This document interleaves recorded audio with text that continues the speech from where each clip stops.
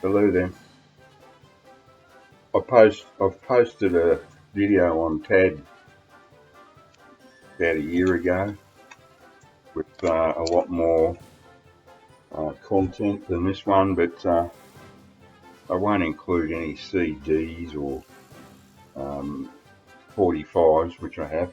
I just thought I'd show the first three TAD albums, my originals. I can't believe that what set this off was Mark Lanigan's death. And all this shit that's going on in the Ukraine, with, at the moment, reminds me of Tiananmen Square in China. And, to me it seems like 10 years ago. I'm an old guy, I bought my first record in 1958, for Christ's sake. Elvis Presley, Hard-Headed Woman. So I'm no spring chicken. But Tiananmen Square was, 1990, 1989, I don't know. That's already over 30 years ago. So this shit that's going on in the Ukraine reminds me of that. And I remember going down to Waterfront Records, my favourite import shop in Sydney at the time, and buying TAD album. And I just remember me and my mate, who was Chinese from Hong Kong, we went down and bought some stuff, from Waterfront, and went back to the pub to have a few beers, as we always did every Thursday night. And then the Tiananmen Square thing came on the TV. I felt really sorry for Jimmy. It was pretty awful. It was really horrific, just like shit that's going on today. Anyway, waffling too much.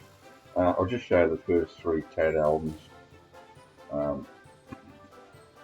Now, silly me, I did actually remove the poster from this. This is TAD's first album, The Mighty God Fall. Fantastic. What an album. What an album.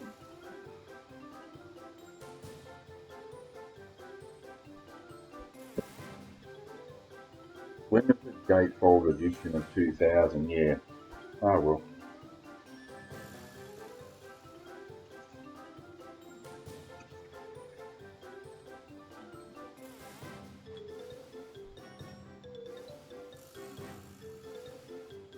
Yeah, I've got all these on 89.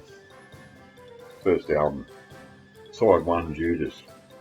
Behemoth, Pork Chop, Helot, Tuna Car, Sex God Missy, Lumberjack Mix.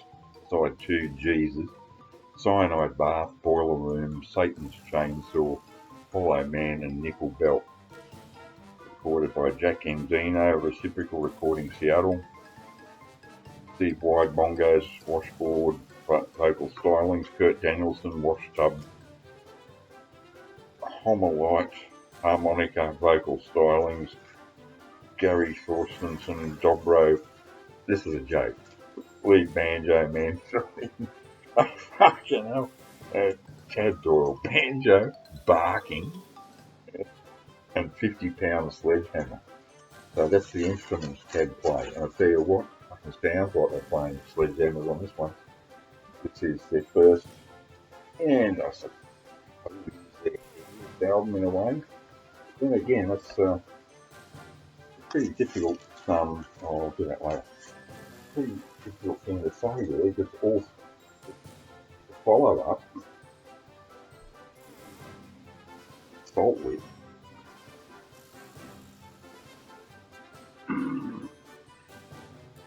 Could be even heavier.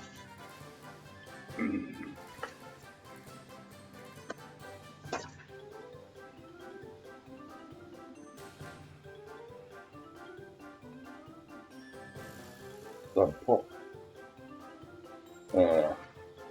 This is a maxi EP, it's only 6 tracks. Side 1, Axe to Grind, High on the Hog and Wood Goblins. I've got Wood Goblins as a 12-inch, I'll show that in a minute. Side 2, Hibernation, Gloom Machine and Pop Latch. It's along the same lines as the first album. It's heavy as all heck, and it swings. That's the thing I got to say. Out of all the bands, you know, the Mudhoney 2 on Super Fuzz Big Muck, which I have here on 12-inch on vinyl. Sound of Super Fuzz Big Muck by Mudhoney is massive. I got the CD version. It just hasn't had the impact of vinyl. The vinyl is killer. And yet after that, I've got Mudhoney singles here on Sub Pop. But after Super Fuzz Big Muck, Mudhoney went all sort of commercial. It's still all right, but I bought the first album after Super Fuzz Big Muck, and I just went, oh, look on commercial. So that, but Tad didn't go commercial until this is a highly collectible item. Speedway Santa, famous LSD. This is the band's cover. I was lucky to score this. Like, I had Bleach by that band Nirvana. I had the single, Smells Like Teen Spirit, but I liked it until I realised they just stolen the riff off More Than a Feeling by Boston. You listen to it and you think about it, and which I love, you know, it's AOR, adult-oriented rock, but it's a killer jukebox song of all time, probably. More Than a Feeling by Boston, pounding out of it. Anyway, this is it from my favourite record store at the time, in Sydney. Waterfront Records, put it out on their own label. Red, orangey sort of wonderful Waterfront Records pad. So this one's doubly collectible in a way, in that this cover was the people on the cover, creatures I should say,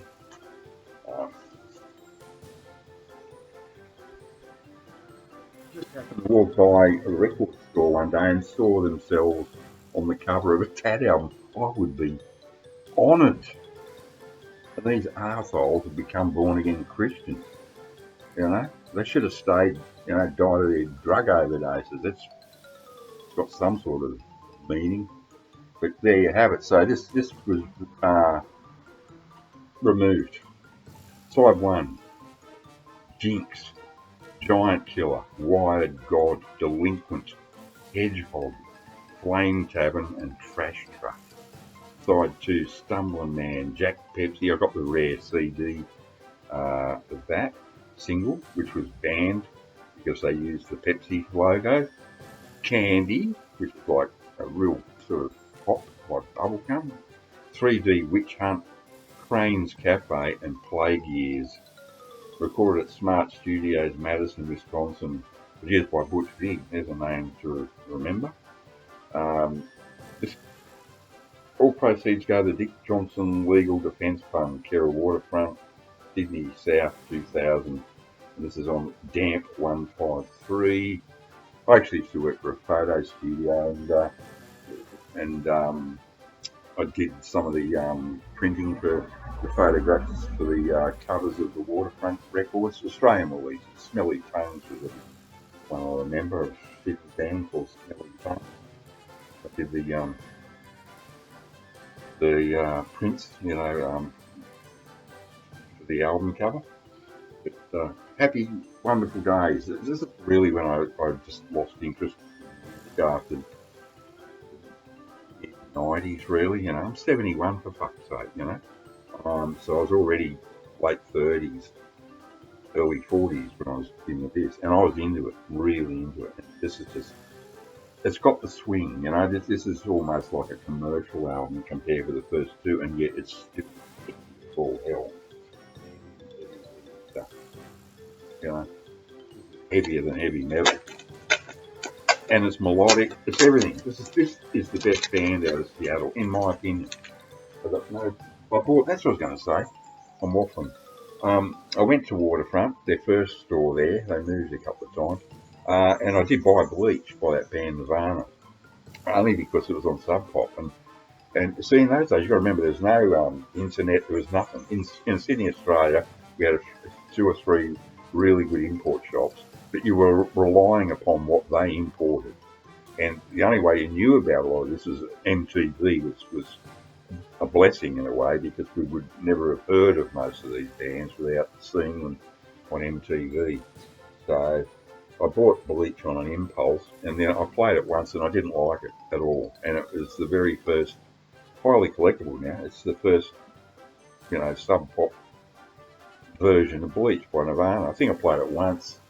I think I either gave it, I must have given it to like one of my friends, or I think I sold it. But that's worth a bomb now. But honestly, Nirvana just don't do it for me. They never have. And there's something about Kurt Cobain's whiny, I can hear a whining, whingy sort of a thing going on there, and I don't want that. I don't want a pretty boy whining and whinging. If I want that, I'll buy Morrissey, which I've got anyway. So here it is. This is a Tad 12-inch Wood Goblins and Cook 'em with Gas.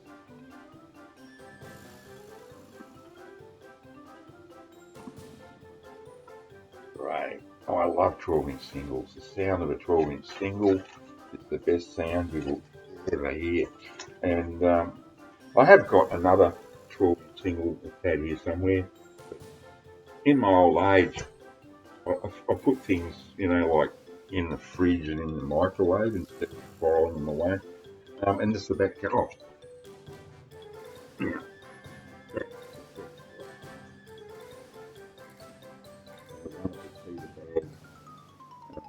I used to have a t-shirt and I wore it for 20 years, and it lasted nearly 20 years. It was black with white, the reverse of this. That was my proud, 1989 Peter Bag, yeah. Recorded by Steve Albini. See, they had good producers, Tad. They really did. Anyway, I better hurry and get off. So I just had to do it, See you later.